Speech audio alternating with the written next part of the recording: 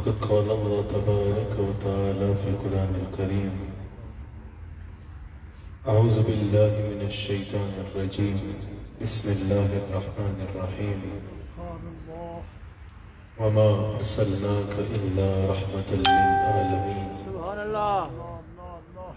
قال رسول الله صلى الله عليه وآله وسلم: يا أيها الناس إنما أنا رحمة محتاج. صدق الله العظيم وصدق رسوله النبي الكريم.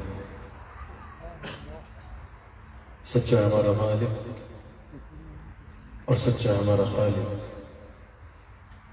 کہ سوا اس واحد و یکتا کی کوئی عبادت کے لائق نہیں، اور سچا اس کے پیارے حبیب آپ کے اور میرے آقا مولا رحمت للعالمین خاتم النبیین حضرت سیدنا و مولانا محمد رسول اللہ صلی اللہ علیہ وآلہ وسلم،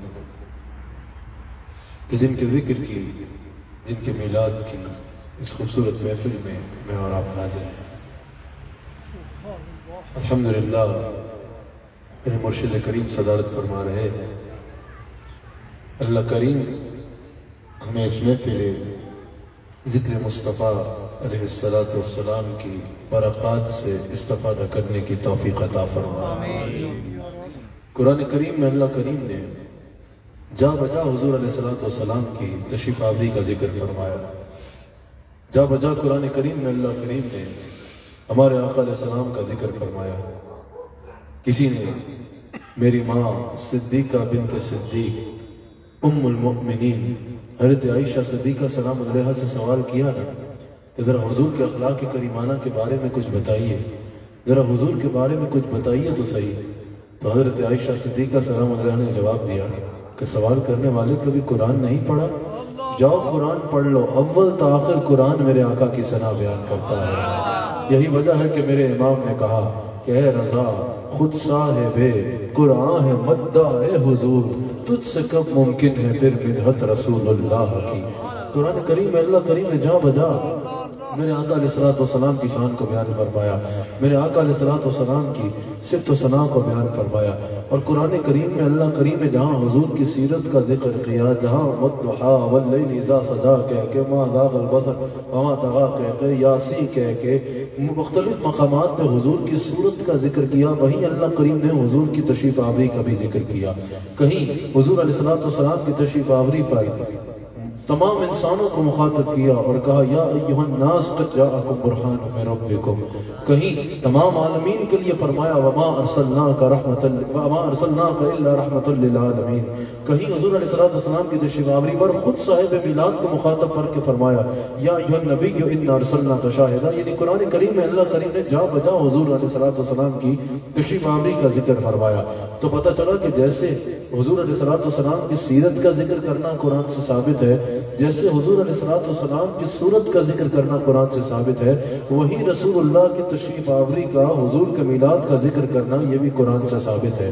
اسی طرح اللہ کریم نے قرآن کریم میں حضور کی آمد کا ذکر فرماتے ہوئے، حضور کی تشریف آوری کا ذکر فرماتے ہوئے ارشاد فرمایا وما ارسلناک الا رحمۃ للعالمین۔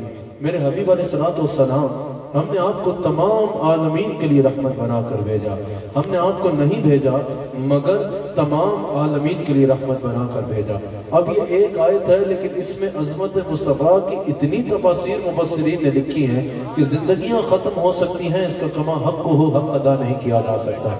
اگر آپ ہمارا وہ AYQ TV کے پیج پہ جو آتا ہے اسی پہ ہوتا ہے تو آپ اس پہ اگر سرچ بھی فرمائیں تو صرف اس آیت پہ میری آپ کو 6 یا 7 مختلف عنوانات پہ خطابات مل جائیں گے۔ یہ تو میں نے گفتگو کی، مفسرین نے اس پر اتنا کلام کیا ہے جس کی کوئی انتہا ہی نہیں ہے۔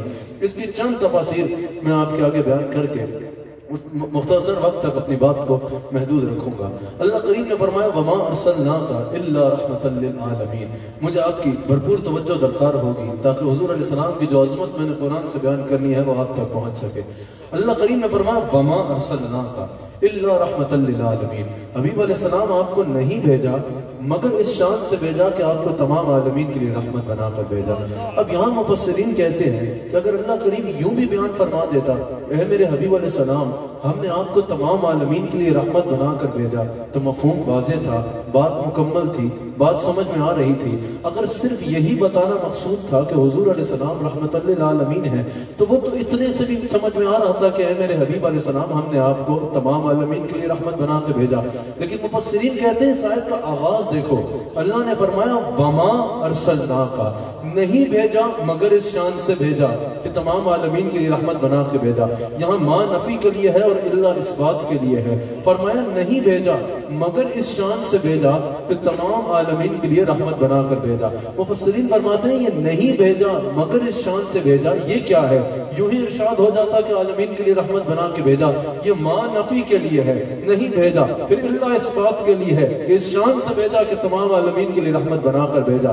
مفسرین اس کو سمجھاتے ہوئے کہتے ہیں کہ ما، یہ عربی کا قاعدہ ہے کہ جب بھی نفی کے بعد اس بات کا ذکر آتا ہے نا، نہیں بھیجا مگر اس شان سے بھیجا، ما نفی کے لیے ہے اور اللہ اس بات کے لیے ہے۔ مشکل ترین بات ہے لیکن میری کوشش ہوتی ہے آسان کر کے سمجھاؤں۔ مفسرین کہتے ہیں کہ جب بھی عربی کا یہ قاعدہ ہے نفی کے بعد اس بات کا ذکر آتا ہے نا، تو یہ ثابت ہوتا ہے کہ صرف یہ نہیں کہ مذکور کی یہ شان ہے، بلکہ یہ کہ مذکور کے سوا کسی اور کو یہ شان حاصل نہیں ہے۔ صرف یہ نہیں ثابت ہوتا اس سے کہ فلاں اس شان والا ہے، بلکہ یہ ثابت ہوتا ہے کہ جس کا ذکر ہو رہا ہے اس کے سوا یہ شان بھری کائنات میں کسی اور کو حاصل نہیں ہے۔ آپ کو سمجھانے کے لیے آسان کرتا ہوں، سمجھ آ گئی نا آپ کو قاعدہ؟ مفسرین کہہ رہے ہیں جب بھی نفی کے بعد اس بات کا ذکر ہوتا ہے نا، تو یہ ثابت ہوتا ہے صرف یہ نہیں کہ فلاں کی یہ شان ہے، بلکہ یہ کہ اس کے سوا اس انداز میں یہ شان کسی اور کی نہیں ہے۔ اگر کسی کو اللہ پہ ایمان لانا ہو تو اس کو خالی الا اللہ کہنا پڑتا ہے یا کیا کہنا پڑتا ہے؟ میرے خیال سے یہ کلمہ تو سب کو آتا ہے، پہلا لا الہ الا اللہ، پہلے نفی کا ذکر کرتا ہے پھر اس بات کا ذکر کرتا ہے، نفی کے بعد اس بات کا ذکر یہ ثابت کرتا ہے کہ صرف اس کا یہ عقیدہ نہیں ہے کہ اللہ معبود ہے، بلکہ اس کا یہ عقیدہ ہے کہ اللہ کے سوا کوئی معبود نہیں ہے۔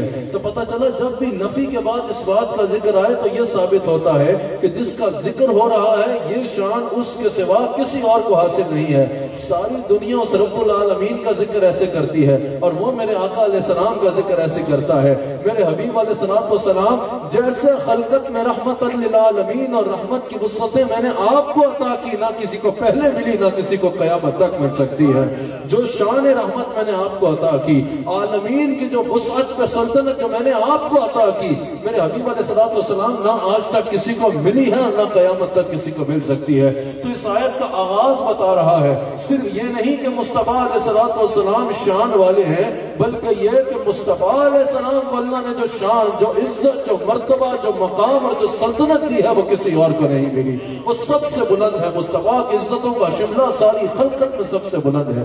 اچھا، اللہ کریم نے فرمایا وما ارسلناک الا رحمۃ للعالمین، اور اللہ کریم نے جب اپنی شانوں کو بیان فرمایا نا تو فرمایا الحمدللہ رب العالمین، تمام تعریفیں اس اللہ کے لیے جو تمام عالمین کو، عالمین کا رب ہے۔ اور حضور علیہ السلام کی شان بیان فرماتے ہوئے کیا فرمایا؟ وما ارسلناک الا رحمۃ للعالمین۔ اب اس تعلق کو سمجھنے کے لیے آپ کو لفظ رب کے معنی پہ غور کرنا ہوگا۔ رب کہتے ہیں پالنے والے کو۔ اب یہ یاد رکھیے گا اللہ رب العالمین ہے اور رب پالنے والے کو کہتے ہیں۔ جس کو بھی پالا جاتا ہے نا رحمت سے پالا جاتا ہے، جس کو بھی پالا جائے گا رحمت سے پالا جائے گا۔ رحمت کے بغیر کسی کو پالنا ممکن نہیں ہے۔ اگر آپ کسی کی غریب کی مدد بھی کرتے ہیں تب کرتے ہیں جب اس کے لیے دل میں رحم کا جذبہ آتا ہے۔ اگر ماں بھی اپنے بچے کی کفالت کرے، والد بھی اپنے بچے کا خیال رکھے، کوئی بھی کسی کی کفالت کرتا ہے اسی صورت میں کر سکتا ہے کہ اگر اس کے لیے دل میں رحم کا جذبہ ہو۔ اگر رحم نہ ہو تو پالنا ناممکن ہوتا ہے، اور پالا جاتا بھی رحمت سے ہے۔ آپ کو جو پالنے کے لیے کچھ دیتا ہے آپ اس کو رحمت کہتے ہیں۔ اس کو پالنا ہو، یہ اصول ہے کہ رحمت سے پالا جاتا ہے، رحمت کے بغیر پالنا ناممکن ہوتا ہے۔ اللہ کریم نے فرمایا میں رب العالمین ہوں نا، عالمین کا رب ہوں، عالمین کو پالنے والا ہوں، کیونکہ صفت رب کے لیے صفت رحمت کا ہونا ضروری ہے۔ میرے حبیب علیہ السلام میں آپ کو عالمین کے لیے رحمت بنا کر یہ اعلان کر رہا ہوں، اصل پالنے والا میں ہوں، اصل حقیقی خالق میں ہوں، لیکن اب میں جس کو پالوں گا، جس کو جو عطا فرماؤں گا، دست مصطفیٰ علیہ السلام سے عطا فرماؤں گا۔ اب ساری خدائی میں جس کو بھی پالا جائے گا، دست مصطفیٰ علیہ السلام سے پالا جائے گا۔ اور حضور علیہ السلام خود فرماتے ہیں، حضور علیہ السلام کی یہ حدیث بخاری میں موجود ہے، حضور علیہ السلام نے فرمایا انما انا قاسم واللہ یعطی۔ حضور نے فرمایا کہ اللہ کے جتنے خزانے ہیں نا، یہ انما کلمہ حصر ہے، حضور نے فرمایا اللہ کے جتنے خزانے ہیں صرف یہ نہیں کہ ان میں سے میں تقسیم کرتا ہوں، انما کلمہ حصر ہے، حضور نے فرمایا اللہ کے جتنے خزانے ہیں صرف میں ہوں جو ان میں سے تقسیم کرنے والا ہوں۔ حضور نے فرمایا، یہ بخاری میں حدیث موجود ہے، ہم نے اپنی طرف سے عقیدے نہیں گاڑے، یہ بخاری میں حدیث موجود ہے۔ حضور نے فرمایا انما انا قاسم واللہ یعطی، اللہ کے جتنے خزانے ہیں عالمین میں، پوری کائنات میں، ان خزانوں میں سے جس کو جو ملتا ہے اس کو تقسیم میں کرتا ہوں، وہ میرے دست رحمت سے ملتا ہے۔ حضور علیہ السلام نے واضح فرما دیا۔ اب اگر کوئی کہے کہ اس میں صرف علم مراد ہے یا اس میں صرف مال غنیمت مراد ہے، تو حضور نے یہ نہیں فرمایا کہ یہ علم کے لیے ہے، یہ مال غنیمت کے لیے ہے، یہ شریعت کے احکام کے لیے ہے۔ حضور نے فرمایا انما انا قاسم، اب کس کے واللہ یعطی، جو بھی اللہ دیتا ہے وہ میں تقسیم کرتا ہوں، جس کو بھی اللہ دیتا ہے میرے دست رحمت سے عطا فرماتا ہے۔ اللہ اکبر۔ حضور علیہ السلام کی ایک اور حدیث ہے نا بخاری میں، کہ حضور علیہ السلام نے فرمایا کہ اللہ نے مجھے زمین کے تمام خزانوں کی چابیاں دے دی ہیں۔ اس پر اس کی تشریح کرتے ہوئے، حدیث بخاری کی تشریح کرتے ہوئے امام عبد الرؤوف مناوی کہتے ہیں، وہ کہتے ہیں کہ اس حدیث سے پتہ چلا، یہ میں نہیں کہہ رہا، یہ امام عبد الرؤوف مناوی رحمہ اللہ کے الفاظ ہیں۔ امام عبد الرؤوف مناوی کہتے ہیں کہ اس حدیث سے پتہ چلا کہ اب قیامت تک اللہ کے خزانوں میں سے جس کو جو ملنا ہے یہ اللہ فیصلہ فرما چکا ہے کہ دست مصطفیٰ سے ملنا ہے۔ اور اعلیٰ حضرت امام احمد رضا خان بریلوی رحمۃ اللہ تعالیٰ علیہ آپ فرماتے ہیں کہ اس حدیث نے ہمارا عقیدہ واضح کر دیا، ہمارے عقیدہ شرک پہ نہیں ہے۔ تو لوگ کہتے ہیں کہ بھئی یہ کہتے ہیں رسول اللہ دینے والے ہیں تو یہ شرک کرتے ہیں۔ اعلیٰ حضرت نے کہا یہ حدیث بخاری ہمارا عقیدہ واضح کر رہی ہے، اور اس سے ہمارا عقیدہ 100% واضح ہو رہا ہے کہ ہمارا عقیدہ شرک نہیں ہے، ہمارا یہ عقیدہ ہے تو حضور نے فرمایا، حضور نے فرمایا خزانے اللہ کے ہیں، تقسیم میں، چابیاں میرے پاس ہیں۔ اگر آپ ڈاکٹر کے پاس جائیں، ڈاکٹر آپ کو ٹھیک کر دے تو آپ یہ نہیں کہتے کہ ڈاکٹر نے شفا دی ہے، ڈاکٹر کا ہاتھ ہوتا ہے، شفا دینے والا اللہ ہوتا ہے۔ اسی طرح حضور نے فرمایا خزانے اللہ کے ہیں لیکن اللہ نے چابی میرے ہاتھ میں دی ہے۔ اعلیٰ حضرت کہتے ہیں جب اللہ نے چابی رسول اللہ کو دے دی تو آپ کو کیوں الجھن ہو رہی ہے؟ جب اللہ نے چابی رسول اللہ کو دی ہے، اس میں رحمت کی چابی بھی ہے، اس میں رزق کی چابی بھی ہے، اس میں نعمت کی چابی بھی ہے، اس میں جنت کی چابی بھی ہے، اس میں کوثر کی چابی بھی ہے۔ اعلیٰ حضرت نے کہا ہم حضور علیہ السلام کو خزانوں کا خالق نہیں مانتے تو تم کہو شرک کر رہے ہیں، ہم خالق اللہ کو مانتے ہیں، ہم مالک حقیقی اللہ کو مانتے ہیں، لیکن اللہ نے چابی مصطفیٰ کو دی ہے۔ جب اللہ یہ فیصلہ کر چکا ہے کہ خزانوں کی تقسیم مصطفیٰ کے ہاتھ میں ہے، اللہ کے بتانے پہ ہی ہم مصطفیٰ کے آگے دست طلب دراز کرتے ہیں، دست طلب مصطفیٰ کے دروازے پہ دراز کرتے ہیں۔ وہی رب ہے جس نے آپ کو ہم تن کرم بنایا، ہمیں بھیک مانگنے کو آپ کا آستاں بتایا، تجھے حمد ہے خدایا، تجھے حمد ہے خدایا۔ اعلیٰ حضرت نے کہا کہ ہم رسول اللہ سے مانگتے ہیں، در حقیقت یہ دروازہ ہمیں اللہ نے دکھایا ہے۔ اچھا اللہ کریم نے فرمایا وما ارسلناک اللہ رحمت للعالمین، اور یہ وسعت جو سلطنت میں ہے یہ صرف رسول اللہ صلی اللہ علیہ وآلہ وسلم کو ملی ہے۔ پہلے انبیاء آئے، کوئی ایک قبیلے کے لیے آئے، کوئی ایک خطے کے لیے آئے، کوئی ایک قوم کے لیے آئے، کوئی ایک ملک کے لیے آئے، کوئی ایک شخص کے لیے آئے، لیکن اب میرے اور بخاری میں حدیث موجود ہے، حضور فرماتے ہیں لا یعدوہا، وہ جس وقت جس دور جس خطے کے لیے آئے اس سے تجاوز نہیں کر سکتے تھے، لیکن جب حضور علیہ السلام تشریف لائے اللہ نے فرمایا وما ارسلناک الا رحمت للعالمین، میرے حبیب آپ ایک ملک کے لیے نہیں، ایک وقت کے لیے نہیں، ایک قوم کے لیے نہیں، ایک قبیلے کے لیے نہیں، ہم نے اپنے دامن ربوبیت کے ساتھ آپ کے دامن رحمت کو وابستہ کر کے اس انداز میں پھیلایا ہے، اب جہاں جہاں ہماری خدائی ہے وہاں وہاں آپ کی وزارت مصطفیٰ ہے۔ جہاں جہاں ہماری خدائی ہے وہاں وہاں آپ کی مصطفیٰ ہے۔ حضرت جناب قبلہ ایاز صاحب تشریف فرما ہے، اسلامی نجاتی کونسل کے چیئرمین ہیں، حضرت تشریف فرما ہے۔ اللہ کریم نے علامہ اسماعیل حقی نے یہ کہا ہے روح البیان میں، اس آیت کی تفسیر میں مفسرین میں بہت پائے کے مفسر علامہ اسماعیل حقی جن کی تفسیر روح البیان موجود ہے، انہوں نے اس آیت کی تفسیر میں کہا ہے کہ اللہ کریم نے جب فرمایا نا وما ارسلناک رحمۃ للعالمین، اس میں انہوں نے ایک اور پیش کیا ہے تقابل۔ انہوں نے کہا کہ جب اللہ تعالیٰ نے حضرت عیسیٰ کا ذکر کیا تو ان کو بھی رحمت کہا تھا، ہمارے نبی کا ذکر کیا ان کو بھی رحمت کہا، لیکن ان کے لیے کہا رحمتن منا۔ عیسیٰ علیہ السلام ہماری رحمتوں میں سے ایک رحمت ہے۔ عیسیٰ علیہ السلام کے بارے میں فرمایا رحمتن منا، عیسیٰ علیہ السلام ہماری رحمتوں میں سے ایک رحمت ہے، یعنی رحمت کا مخصوص حصہ لے کے آئے ہیں۔ جن لوگوں کو رحمت کرنی ہے اس کے لیے مخصوص امت لے کے آئے ہیں، جتنے وقت کے لیے رحمت کرنی ہے اس کے لیے مخصوص وقت لے کے آئے ہیں، جن امور میں رحمت کرنی ہے ان کے لیے مخصوص امور لے کے آئے ہیں۔ لیکن کہا جب رسول اللہ تشریف لائے تو اللہ نے فرمایا وما ارسلناک الا رحمۃ للعالمین، یہ رحمتوں میں سے رحمت نہیں ہے، یہ سراپا رحمت ہے۔ وہ ایک دور کے لیے رحمت ہے، یہ ہر دور کے لیے رحمت ہے۔ وہ ایک امت کے لیے رحمت ہے، یہ ہر امت کے لیے رحمت ہے۔ وہ مخصوص وقت کے لیے رحمت ہے، یہ ساری خلقت کے لیے رحمت ہے۔ ان کی ضرورت ان کی امت کو ہے، جب تک امت ہے امور رحمت جاری رہیں گے، امت ختم تو امور ختم۔ رسول اللہ کی ضرورت اتنی ہے کہ جبریل کو بھی ان کی ضرورت ہے، نبیوں کو بھی ان کی ضرورت ہے، رسولوں کو بھی ان کی ضرورت ہے، انسانوں کو بھی ان کی ضرورت ہے، حیوانوں کو بھی ان کی ضرورت ہے، جنات کو بھی ان کی ضرورت ہے۔ کہا ساری خدائی کے لیے رحمت ہے۔ خدائی کا ایک ایک ذرہ رحمت کا محتاج ہے، تو پتا چلا ایک ایک ذرہ رحمت للعالمین رسول اللہ کا محتاج ہے۔ سمجھ آ گئی نا؟ ہر کسی کو اپنے اپنے انداز میں رحمت کی ضرورت ہے۔ رسول اللہ کو اللہ نے رحمت للعالمین فرما کر حجت اللہ علی العالمین بنا دیا۔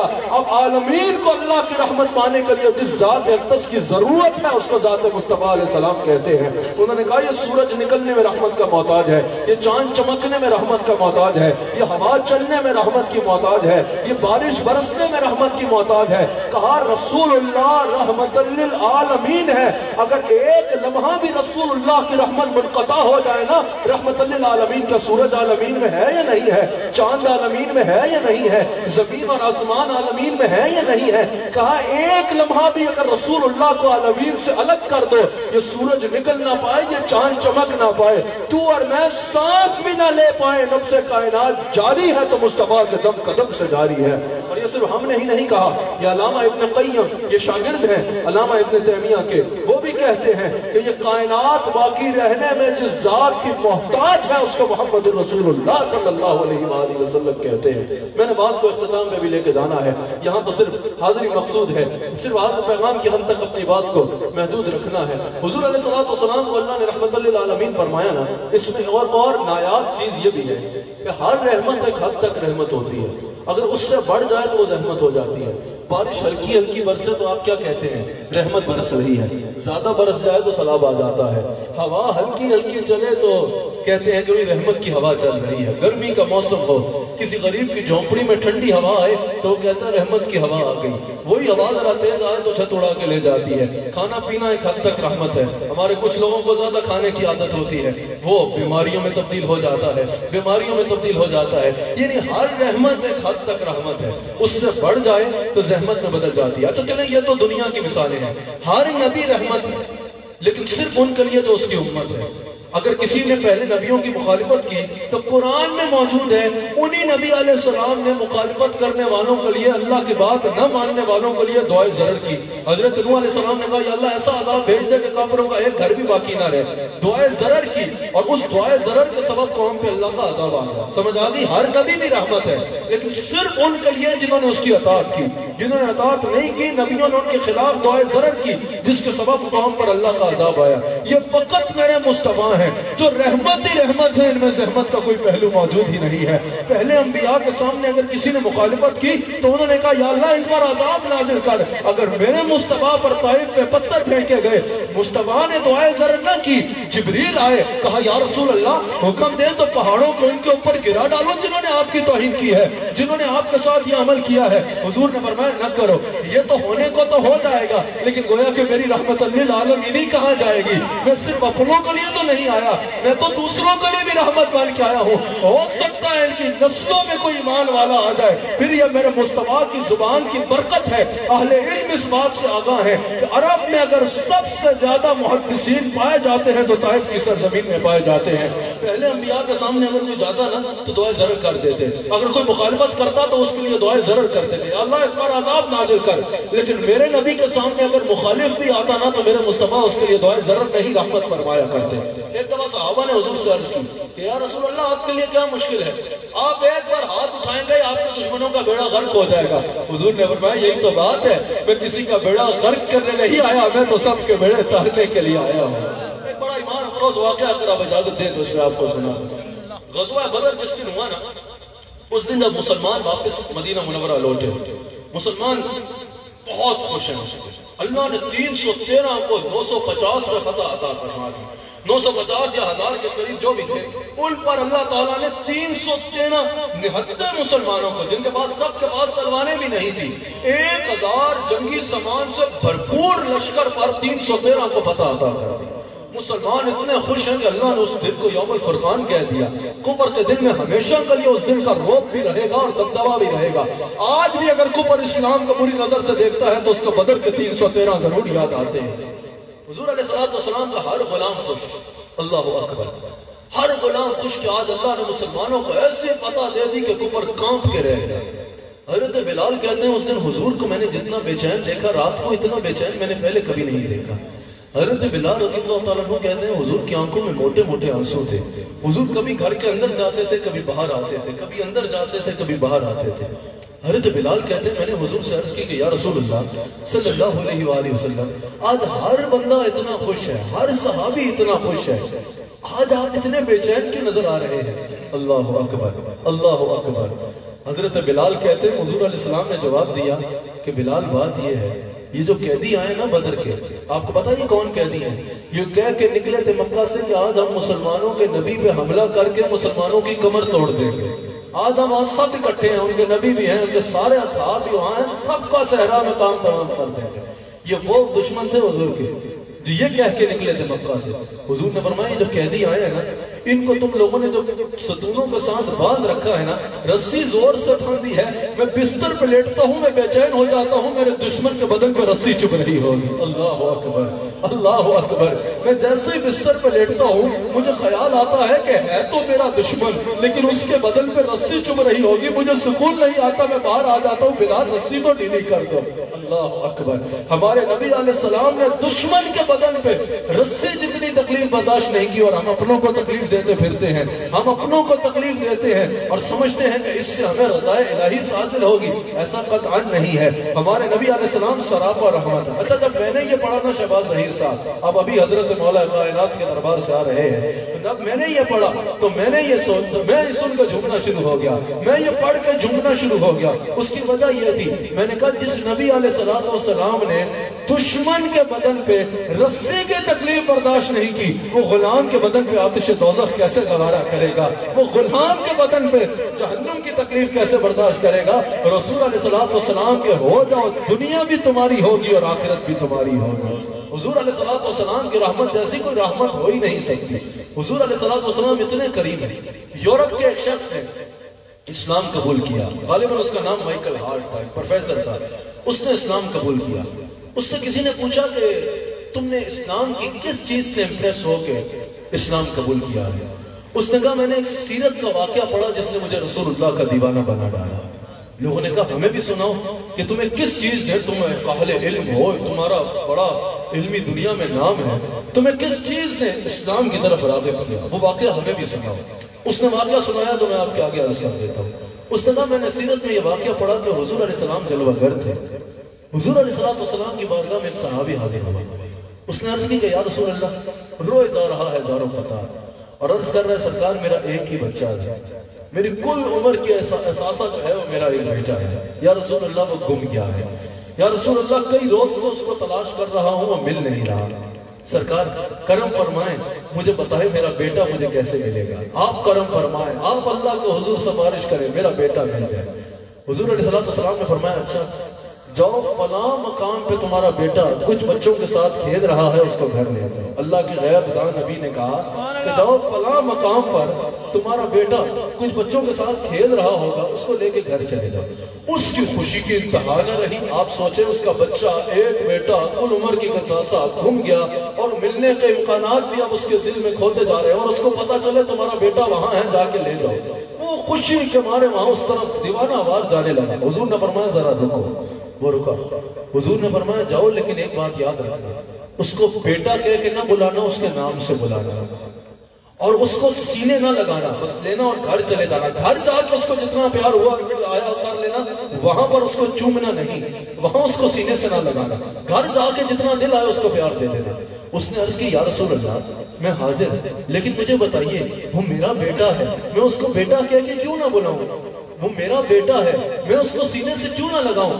حضور نے فرمایا ممکن ہے جن بچوں کے ساتھ کوئی کھیل رہا ہے ان میں کوئی یتیم بھی ہو، وہ یہ نہ کہے کہ کاش میرا بھی باپ ہوتا، مجھے بیٹا کہہ کے سینے سے لگا کے گھر چلا جاتا، تمہارا کئی دن کا فراق کے بعد ملاقات ہوگی، یہ نہ ہو تمہارے پیار میں کسی یتیم کا دل دکھ جائے۔ مجھے کیوں گوارا نہیں ہے، مجھے یہ گوارا نہیں ہے کسی یتیم کا دل دکھے۔ اس پروفیسر نے کہا میں نے یہ واقعہ پڑھا اور اس نے مجھے رسول اللہ کا عاشق بنا دیا، رسول اللہ صلی اللہ علیہ وآلہ وسلم کا عاشق بنا دیا۔ ایسا کریم تم کو پھر نہ کہیں ملے گا۔ حضور فتح مکہ کر کے تشریف لے کے جا رہے ہیں، 10,000 صحابہ کا لشکر تھا حضور کے ساتھ۔ حضور نے فرمایا رستے کو بدل لیا جائے، کچھ بدل لیا جائے رستے کو۔ صحابہ نے عرض کی کہ یا رسول اللہ جو آپ کا حکم، لیکن اس میں حکمت کیا ہے؟ حضور نے فرمایا رستے میں ایک کتیا اپنے بچے کو دودھ پلا رہی ہے، میں نہیں چاہتا ہمارے لشکر کی وجہ سے جو کتیا بچے کو دودھ پلا رہی ہے اس کے دودھ پلانے کے عمل میں خلل آ جائے۔ اتنے قریب، اللہ اکبر، اتنا قریب، اتنا قریب، ایسا کریم تم کو پھر نہ کہیں ملے گا۔ بیٹھے رہو گداؤ سرکار کی گلی میں۔ رسول اللہ صلی اللہ علیہ وآلہ وسلم کی رحمت میں حادی نہیں ہے۔ ایک ترنم میں شعر پڑھ لوں اگر آپ کی اجازت ہو، میں نے بات کو سمیٹنا ہے، میں بس اس کو سمیٹنے کی طرف لے کے جاتا ہوں۔ ایک بار میرے ساتھ ترنم میں حضور کی رحمت پہ ایک شعر کہہ لیجئے۔ ہاں ایسا کریم تو کا پھر نہ کہیں ملے گا، ایسا کریم تو کا۔ ربیع الاول کا مہینہ ہے، اس میں تو ہمیں ایک دن میں کئی جگہوں میں خطاب کرنا ہوتا ہے، تو ہماری تھکاوٹ سب سے زیادہ ہوتی ہے۔ آپ ساتھ کہہ لیجئے ایسا کریم تو کا پھر نہ کہیں ملے گا، ایسا کریم تو کا پھر نہ کہیں ملے گا۔ بیٹھے رہو گدا سرکار کی گلی میں، بیٹھے رہو گدا سرکار کی گلی میں، بیٹھے رہو گدا سرکار کی گلی میں، بیٹھے رہو گدا سرکار کی گلی میں، بیٹھے رہو گدا سرکار کی گلی میں، بیٹھے رہو گدا سرکار کی گلی میں، بیٹھے رہو گدا سرکار کی گلی میں۔ دنیا کے بادشاہ یہ سلطان کل قدر ہے، دنیا کے بادشاہ یہ سلطان کل قدر ہے۔ سر اپنے تم چھپاؤ سرکار کی گلی میں، سر اپنے تم چھپاؤ سر اپنے تم جھکاؤ سرکار کی گلی میں۔ وہ پاس کچھ نہیں ہے لیکن یہ دیکھ لے گا، وہ پاس کچھ نہیں ہے لیکن یہ دیکھ لے گا۔ ایک دن مجھے سنبھالا سرکار کی گلی میں، ایک دن مجھے سنبھالا سرکار کسی نے حضور کے دیوانے کے آگے جنت کی زیادہ تعریف کی، ہونی چاہیے جنت کی تعریف. ہم ایسے شعروں کے مخالف ہیں کہ جنت میں کیا رکھا ہے بھائی، جنت حضور کا دائمی مسکن ہے. کسی نے جو ہے نا زیادہ تعریف کی جنت کی. عاشق بولا یہ کہتے ہیں خلد جس کا، شیلت ہے نام جس کا. یہ حضور کے روزے کی بات نہیں ہو رہی ہے، حضور کے روزے کے ساتھ آگے کر کے کہتے ہیں خلد جس کا، شیلت ہے نام جس کا. ارے وہ ہاں وہ بھی ایک مکان ہے سرکار کی گلی. بہت کچھ ہے، ہاں وہ بھی ایک مکان ہے سرکار کی گلی میں. ہاں وہ بھی ایک مکان ہے سرکار کی. کہتے ہیں خلد جس کا، ہاں وہ بھی ہے کا مطلب اور بہت کچھ میں ایک وہ بھی ہے. کہتے ہیں خلد جس کا، تم میں ریاض الجنہ یہ حدیث ہے. کہتے ہیں خلد جس کا، جنت ہے نام جس کا. روضۃ من ریاض الجنہ حدیث سنا دی اس پہ. کہتے ہیں خلد جس کا، جنت ہے نام جس کا. ارے ہاں وہ بھی ایک مکان ہے سرکار کی گلی میں. وہ چھوٹا سا ایک مکان ہے، ہاں وہ بھی ایک مکان ہے سرکار کی گلی میں. ہاں وہ بھی ایک مکان ہے سرکار کی گلی. بہت ہو گئی، اب بات کو ختم کرتے ہیں. سنتا نہیں تمہاری اگر کوئی کہانی. اگر کوئی ایسا ہے، یہاں تو ماشاءاللہ سب بڑے لوگ بیٹھے ہیں، اگر کوئی ایسا مسکین ہے جس کی کہانی سننے والا کوئی نہیں ہے تو سنتا نہیں تمہاری اگر کوئی کہانی. دل کھول کر سنا دو سرکار کی گلی میں. دل کھول کر سنا دو سرکار کی گلی. آخر میں صرف اشارہ سن لیجئے، میں ان چیزوں پہ کلام نہیں کرتا کیونکہ وقت گزر گیا ہے کافی. حضور علیہ السلام کو اللہ نے فرمایا رحمت للعالمین. اب ایزا رحمت للعالمین پہ جائیں تو بات اور ہے کہ صاحب رحمت بنایا ہے، اس پہ میں نہیں جاؤں گا. مثال کے طور پہ ایک مثال سے سمجھا دوں. اللہ نے رسول اللہ کو صاحب رحمت بنایا ہے. سمجھ آ گئی؟ صرف رحمت کا اعزازی عہدہ نہیں دیا. اعزازی عہدے بھی تو ہوتے ہیں نا بھئی، یہ عہدہ تمہیں دے رہے ہیں لیکن خبردار چھڑا چھاڑی مت کرنا. ایسے بھی عہدے ہوتے ہیں دنیا میں، عہدہ مل جاتا ہے اختیار ککھ نہیں ہوتا. ایسے عہدے بھی آپ نے سنے ہوں گے دنیا میں. عہدہ تو مل گیا لیکن کہا خبردار یہ تمہارا عہدہ ہے، اپنے خزانوں میں سے کسی کو کچھ دے بھی نہیں سکتا ہے، چھڑا چھاڑی بھی نہیں کر سکتا ہے، کوئی حکم بھی نہیں چلا سکتے. ایک اعزازی طور پہ تمہیں عہدہ دے دیا. ایسے عہدے بھی ہوتے ہیں. حضور کو رحمت کا اعزازی عہدہ نہیں ملا. ایذا رحمت للعالمین. اس لیے مفسرین نے کہا ہے کہ اللہ نے حضور کو صاحب رحمت بنایا ہے. جیسے یہ موبائل میرے پاس ہے نا، اس کا میں مالک ہوں، دینے کا اختیار بھی ہے، جسے چاہوں دے ڈالوں. یہ مائک میرے پاس ہے بیان کرنے کے لیے، لیکن دینے کا اختیار نہیں ہے، کچھ دیر بعد واپس کرنا ہے.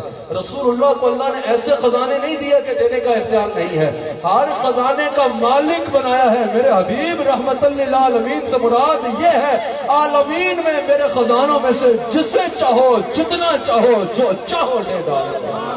بس آخر جو میں کہہ رہا ہوں، حضور کو اللہ نے رحمت للعالمین فرمایا. اس کے لیے 4 چیزوں کا ہونا ضروری ہے. اب میں ان چاروں پہ ایک گھنٹے پہ مشتمل 4 گھنٹے کی تقریر ابھی یہاں جاری رکھ سکتا ہوں، اور قرآن و حدیث کے مطابق الحمدللہ ہمیں آگے پیچھے جانے کی ضرورت ہی نہیں ہے. اہل سنت کا میں حلف دے کے کہتا ہوں ایک ایک عقیدہ قرآن و سنت سے آیا ہے، اور اگر کوئی بد عقیدگی ہے تو اس کا تعلق ہمارے سے نہیں ہے، ہم اس سے اعلان برات کرتے ہیں. ہمارا ایک ایک عقیدہ صحابہ کے عمل سے ہے الحمدللہ. 4 چیزیں ضروری ہیں راہم ہونے کے لیے. اللہ نے حضور کو رحمت للعالمین فرمایا، اور مفسرین نے کہا کہ اس سے مراد یہ ہے ای راحمن للعالمین، کہ حضور عالمین کا یہ راحم کے تشریف لائے. مفسرین نے تفسیر میں کہا ہے ای راحمن للعالمین، حضور عالمین کے لیے راحم ہے، رحمت کرنے والے ہیں. اب 4 چیزیں ضروری ہیں ایک راحم کے لیے. اگر یہ 4 نہ ہونا تو وہ راحم نہیں ہو سکتا. حضور قرآن کی نص کے مطابق رحمت للعالمین ہے. 4 چیزیں ضروری ہیں راحم کے لیے، اور جو اس میں زیادہ لمبی چوڑی دلیلوں کی ضرورت تھی عقل مان لیتی ہے. ایک کے رحم زندہ ہو، مردہ کسی پہ کیا رحم کرے گا؟ سمجھ آئی ہے؟ کیا عالمین میں صرف صحابہ تھے؟ کیا صرف مہاجر تھے؟ کیا صرف انصار تھے؟ کیا صرف اس وقت کے عرب تھے؟ عالمین میں تو ہر زمان بھی ہے، ہر مقام بھی ہے. جس طرح رب العالمین کہا، وہی عالمین کا لفظ اللہ نے یہاں فرمایا رحمت للعالمین. جو خالق نے خود فرمایا رب العالمین ہوں، اپنے بندے، اپنی خلقت، اپنے رسول حضرت رسول اللہ کے لیے فرمایا رحمت للعالمین. عالمین میں تو ہر زمان بھی شامل ہے اور مقام بھی شامل ہے. تو پتہ چلا کہ رحم زندہ ہو. مردہ کسی پہ کیا رحم کرے گا بھائی؟ رحم کے لیے ضروری ہے رحم خود زندہ ہو. دوسرا ضروری ہے جس پر رحم کر رہا ہے اس کے حال سے واقف ہو. اگر کوئی ڈاکٹر کے پاس جائے اور کہے میرا علاج کرے، وہ کہے کہ ڈاکٹر بتائے کہ تمہیں تکلیف کیا ہے، وہ بولے تکلیف نہیں بتاؤں گا، میرا علاج کرے. ڈاکٹر بولے گا دماغ کا علاج کراؤ. تکلیف ہی نہیں پتا چلے گی تو علاج کیسے کروں گا؟ سمجھ آئی؟ پتہ چلا کہ جو جس پر رحم کر رہا ہے اس کے لیے ضروری ہے جس پر رحم کر رہا ہے حال سے بھی واقف ہو. امام جلال الدین سیوطی نے کہا ہے، امام جلال الدین سیوطی، آپ مفسرین جو علم ہے جانتے ہیں، جلالین دیکھ لیں، در منصور دیکھ لیں، خصائص کبریٰ دیکھ لیں، بڑی شخصیت ہے امام جلال الدین سیوطی. اللہ اکبر. اور تمام مسالک کا لیے قابل قبول شخصیت ہے امام جلال الدین سیوطی. وہ کہتے ہیں اس آیت سے پتہ چلا رسول اللہ کو اپنے ہر غلام کے حال کی اتنی خبر ہے کہ غلام کے پاؤں میں کانٹا چبھتا ہے، امتی کو خود بعد میں پتہ چلتا ہے، رسول اللہ کو پہلے پتہ چل جاتا ہے. اس پہ دلیلیں ہم قرآن سے دے سکتے ہیں، تفصیل سے دے سکتے ہیں اور دی بھی ہیں. اگر آپ ہمارے نام سے اس میں سے کسی بھی علم کے نام کو، میرا نام لکھ کے آگے علم غیب لکھ دیں، حیات النبی لکھ دیں، کچھ بھی لکھ دیں تو گھنٹوں کی تقریریں آپ کے آگے آ جائیں.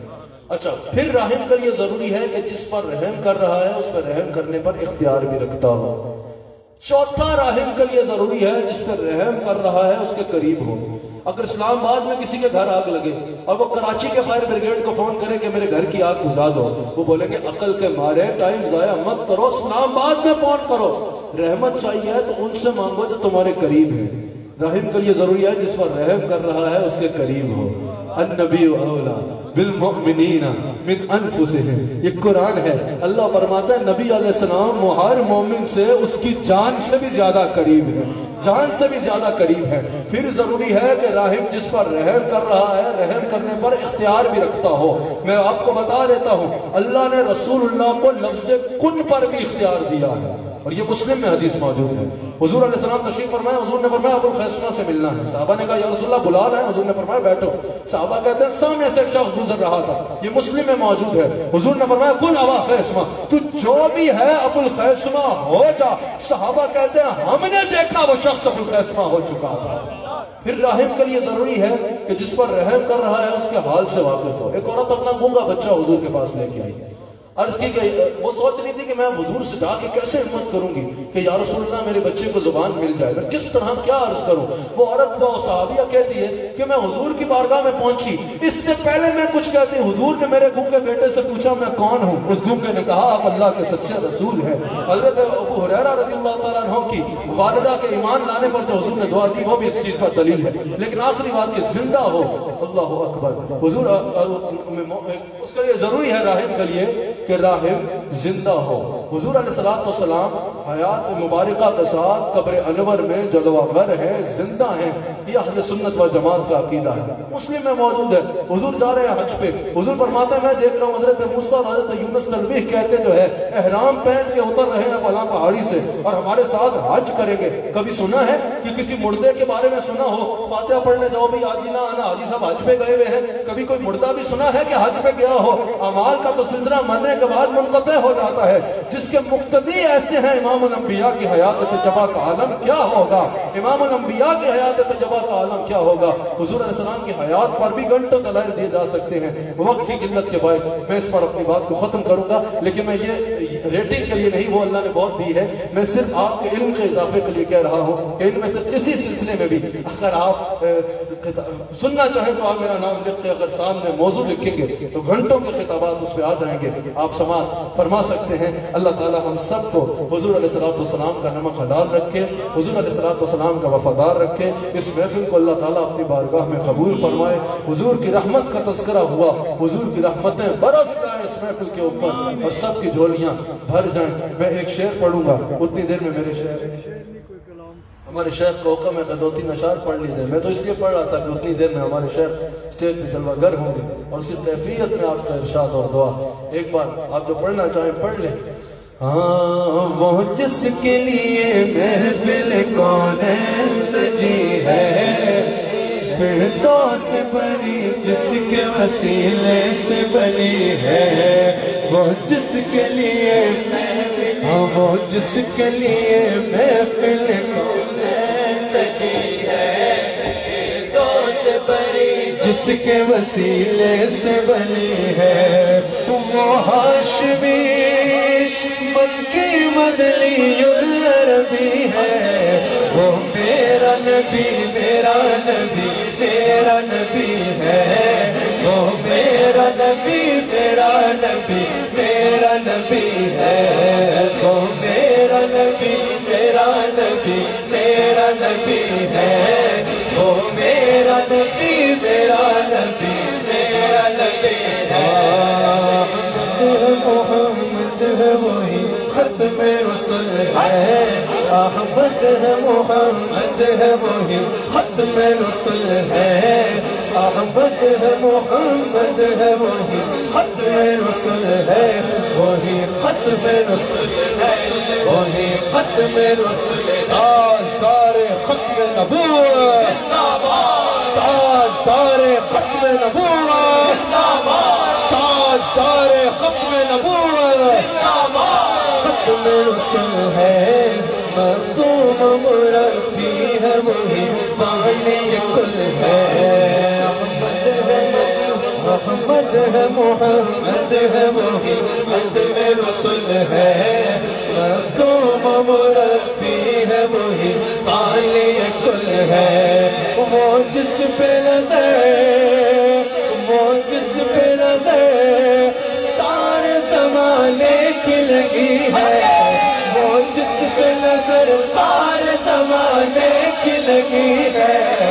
وہ جس پہ نظر سارے زمانے کی لگی ہے. وہ میرا نبی میرا نبی میرا نبی ہے. وہ میرا نبی میرا نبی میرا نبی ہے. وہ میرا نبی میرا نبی میرا نبی ہے. وہ ذات جو مظہر سودا قدم ہے، جو صاحب رفش میں معراج ہوا ہے. اجسام امامت جسے نبیوں کی ملی ہے، اجسام امامت جسے نبیوں کی ملی ہے. اجسام امامت جسے نبیوں کی ملی ہے. وہ میرا نبی میرا نبی میرا نبی ہے. وہ رب کا نبی سب کا نبی جگ کا نبی ہے. وہ میرا نبی میرا نبی میرا نبی ہے. وہ میرا نبی میرا نبی میرا نبی ہے. وہ میرا نبی میرا نبی میرا نبی ہے. سے میں نے اس شعر میں چھوڑنا تھا، اس عنوان سے ایک شعر یاد آگا جس کو میں نے خطاب کیا ہے. کس درجہ زمانے میں تھی مظلوم یہ عورت، پھر جس کے وسیلے ملی اسے عزت و عظمت. جو اسلام نے عورت کو عزت دی ہے وہ کسی اور نے نہیں دی.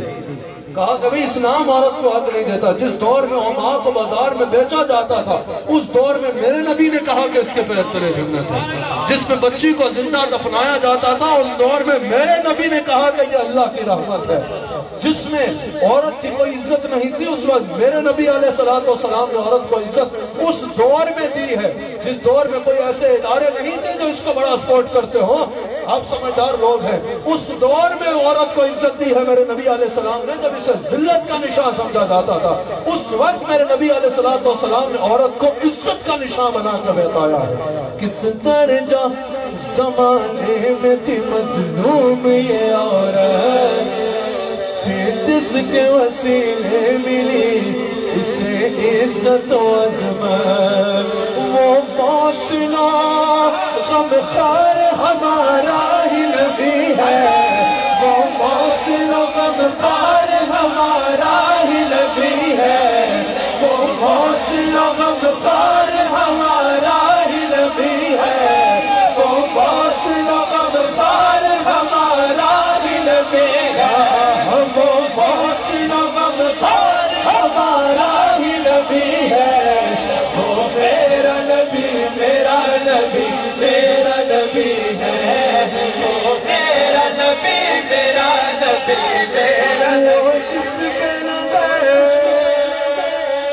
وہ جس پہ نظر سارے زمانے کی لگی ہے، میرا نبی میرا نبی میرا نبی ہے، باغ جنت کے پہلے مدح خانے اہل بیت، تم کو مژدہ نارے کا ہے دشمنانے اہل بیت، تم کو مژدہ نارے کا ہے دشمنانے اہل بیت،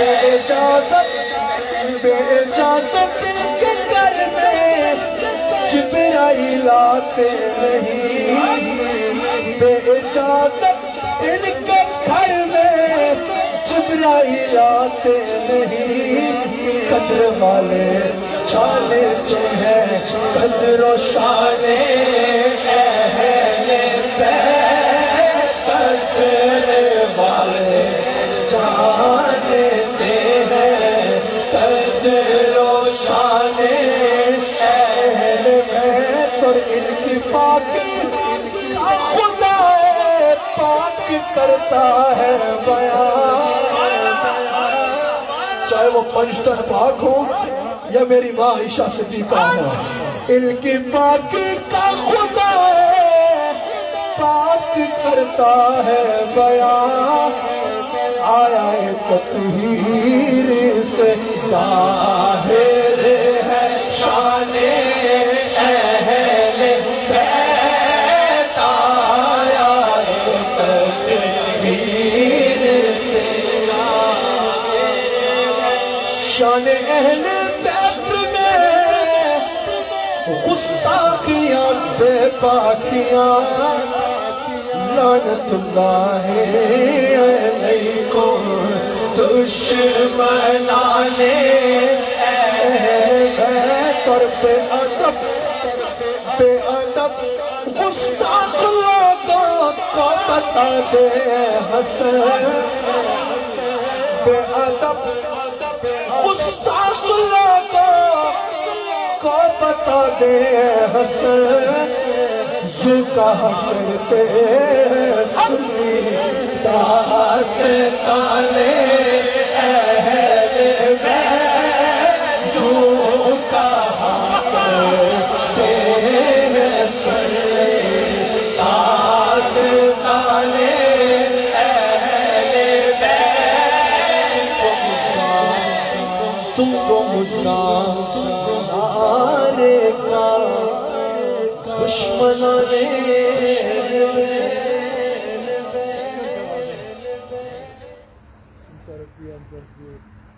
ہمارے شیخ فرما رہے ہیں کہ اللہ کا ذکر کر اختتام کیا جائے، سب حضرات جو بیٹھ سکتے ہیں نیچے بیٹھے ہیں وہ دوزانوں بیٹھ جائیں، جو کرسیوں پہ ہیں وہ کرسیوں پہ ہی باعدب طریقے سے اور تشریف فرما ہو جائیں۔ اللہ اکبر، انت ربی، یا اللہ تو مجھے پالنے والا ہے، انت حسبی، یا اللہ تو ہی میرے لیے کافی ہے، انت لی نعم الوکیل، یا اللہ تو ہی بہترین کارساز مدد فرمانے والا ہے۔